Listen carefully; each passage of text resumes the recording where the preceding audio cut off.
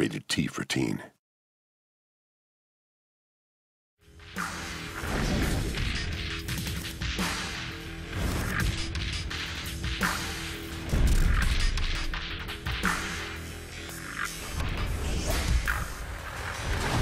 Blacklight, it's all about the multiplayer.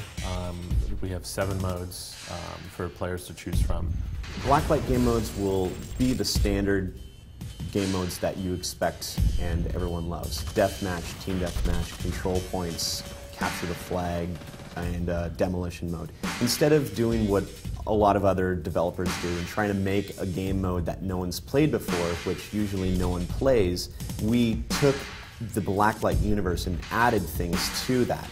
With control points, you don't just stand in a radius. You can do that, but you can also hack that object by playing a minigame. We took a lot of those systems and we changed the game so much that it's a lot more fresh. So now when you plant a bomb, you actually go through a detonation sequence that plants the bomb, as well as a defusal sequence if you want to take the bomb away.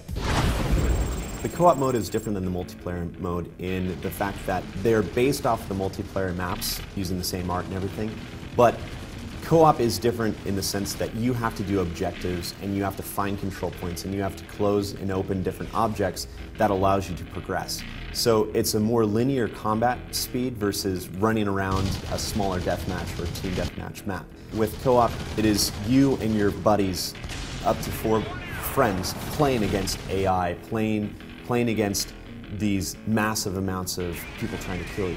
I'm super proud of our co-op missions. I've tested all these missions kind of by myself, and once I got someone else in the level with me, they changed. It was just a totally different experience. It's one thing to just fight a bunch of AI by yourself, but with your buddies, being able to flank the AI, all these co-workers of mine, we played this game every day, and we still have a lot of fun with it. The co-op missions are a lot of fun. We really tried to take the level of AI as much as we could without putting your system on its knees.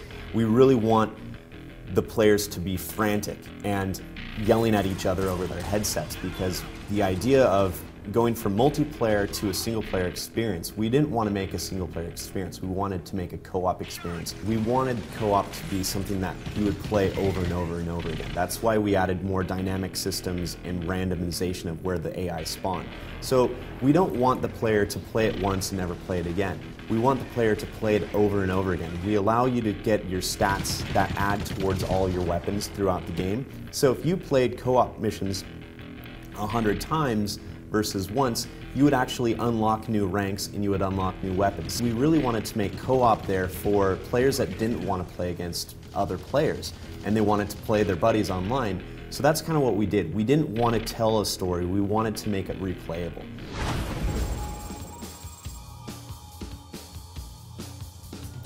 Players can expect from the multiplayer very fast action. You are not going to be creeping slowly through a hall. You're going to be running full bore, trying to find that next target or trying to stay away from that guy hunting you down.